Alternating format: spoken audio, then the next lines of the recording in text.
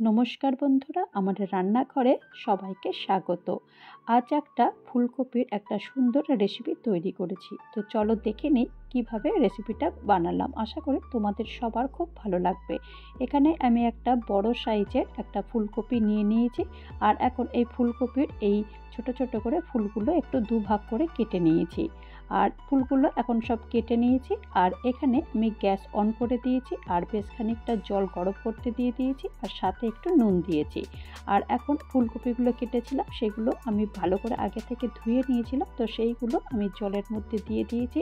আর সামান্য পরিমাণ আমি হলুদ গুঁড়ো দিয়েছি।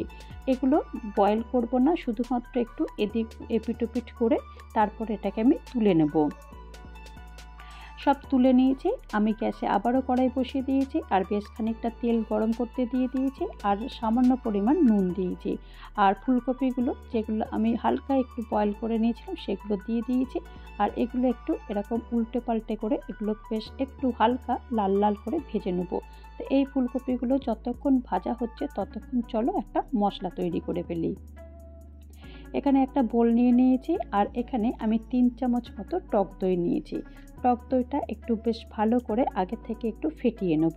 টক দইটা না ফেটালে কিন্তু এই মশলাটা ভালো হবে না, তো সেই কারণে টক দইটা আগে থেকে একটু ভালো করে একটু ফেটিয়ে নিতে হবে। টক দই ফেটানো হয়ে গেছে, এখন আমি বাকি মশলাগুলো দিতে থাকবো। এখানে আমি 1 চামচ কাশ্মীরি লাল লঙ্কার গুঁড়ো দিয়েছি, 1 চামচ জিরের গুঁড়ো দিয়েছি, 1 চামচ আমি ধনের গুঁড়ো দিয়েছি, পরিমাণ মতো নুন দিয়েছি, 1 চামচ আমি চিনি দিয়েছি আর হাফ চামচ আমি হলুদের গুঁড়ো দিয়েছি। আর এখন এখানে আমি 10-12টা কাজু দিয়েছি আর 1 চামচ পোস্ত দিয়েছি। আর এখানে 4-5টা মতো কাঁচা লঙ্কা দিয়ে সামান্য জল দিয়ে এটাকে পেস্ট করে রেখে দিয়েছিলাম। আর এখন সেই পেস্টটাই আমি এখানে দিয়ে দিচ্ছি। এখন সবগুলো দিয়ে দিয়েছি। দিয়ে দেওয়ার পর তারপরে এটাকে বেশ ভালো করে এটাকে মিশিয়ে দেব। এরকম একটা হ্যান্ড হুইস্ক নিয়েছি আর সামান্য আরেকটু মিক্সি ধোয়া যে জলটা সেটাও একটুখানি দিয়ে বেশ ভালো করে মশলাটা এটা মিশিয়ে দিয়েছি। এই মশলাটা এখন মেশানো হয়ে গেছে। আর কপিগুলো চলো দেখে নিই কতটা ভাজা হলো। দেখো কপিগুলো মোটামুটি বেশ ভাজা হয়ে গেছে মশলাটা তৈরি করতে করতে। এখন এই কপিগুলো আমি এই মশলার মধ্যে মিশিয়ে দেবো। সবগুলো দিয়ে দিয়েছি আর এখন বেশ ভালো করে একটা স্প্যাটুলার দিয়ে বেশ ভালো করে এগুলো মিশিয়ে দেবো। বেশ মেশানো হয়ে গেছে, মেশানো হয়ে গিয়ে এটাকে এখন রেখে দেবো। আর এখন ওই কড়াইটাতে 1 চামচ আমি ঘি দিয়ে দিয়েছি। আর এখানে একটা দারচিনি, লবঙ্গ আর একটা এলাচ দিয়েছি। আর 1 চামচ মতো সাজিরে দিয়েছি। সাজিরে যাদের কাছে নেই তারা নর্মাল জিরে দিতে পারে। আর হাফ চামচ মতো আদা বাটা দিয়েছি। এখন মশলাটা একটু হালকা ভেজে নেব।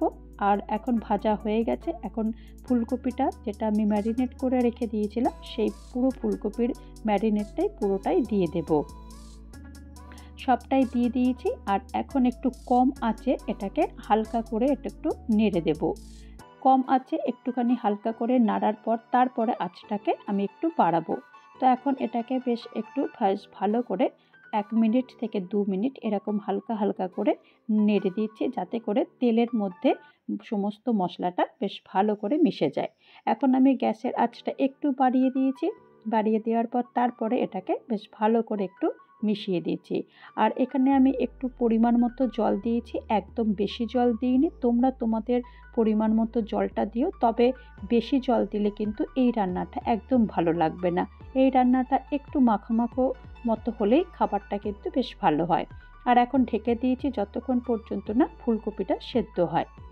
তো আমি 10 মিনিট পর ঢাকনাটা খুলে দিয়েছি। দিয়ে তারপরে 2টো কাঁচা লঙ্কা এক্সট্রা দিয়ে দিয়েছি আর হাফ চামচ মতো আমি গরম মশলার গুঁড়ো দিয়ে আবারও ঢাকনা বন্ধ করে দিয়েছি। তারপর ঢাকনা খুলে তারপরে একটুখানি আমি দেখে নিয়েছি যে কপিগুলো মোটামুটি সেদ্ধ হয়ে গেছে। তো সেই কারণে এর থেকে আর বেশি রান্না করব না। এটাকে আমি ঢেকে 1 মিনিট কি 2 মিনিট আমি এটাকে রান্না করে নিয়েছি। দেখো ঠান্ডা করে তারপরে তোমাদেরকে দেখাচ্ছি রান্নাটা কতটা সুন্দর দেখতে হয়েছে। তো তৈরি হয়ে গেল আমার ফুলকপির রোস্ট। ভালো লাগলে অবশ্যই একটা লাইক করো, পারলে শেয়ার করো। ভালো থেকো, নমস্কার।